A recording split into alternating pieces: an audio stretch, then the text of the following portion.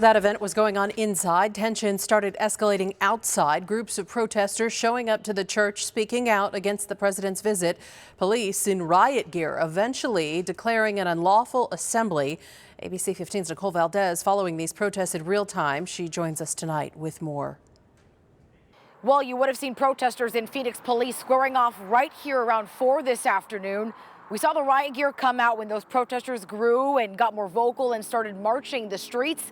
But the day didn't start that way. We are a truly divided country at this point. I don't think we've been this divided since the Civil War, and that scares me. It started hours before President Donald Trump touched down in the valley.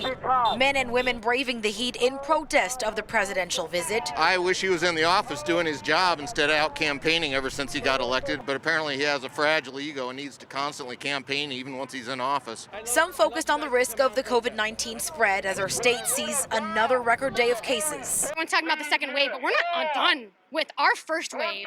Among the sea of signs, some calling the campaign event a super spreader event, others aiming right for the president. The majority, however, believe that we need rational, sane leadership in this country that we don't currently have. But it didn't take long for some to come face to face with Trump's supporters. I think the election in November will be a landslide. I think there's such a pent-up silent majority right now. The tide shifted, though, when a larger group began to march the streets.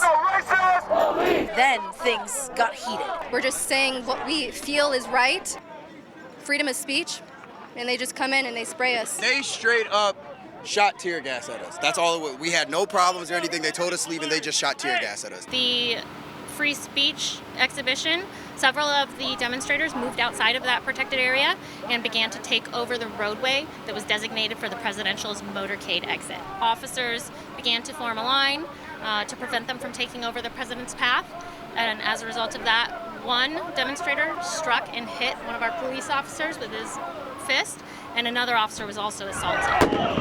Flashbangs, which are just noise, as well as pepper balls that were directed into the ground. We also deployed a little bit of pepper spray. No gas and no projectiles were deployed. Now, even though Phoenix police say 2 of their officers were hit, they have not made any arrests yet. But we're told those officers were wearing body cameras, so that could change. In North Phoenix tonight, Nicole Valdez, ABC 15, Arizona.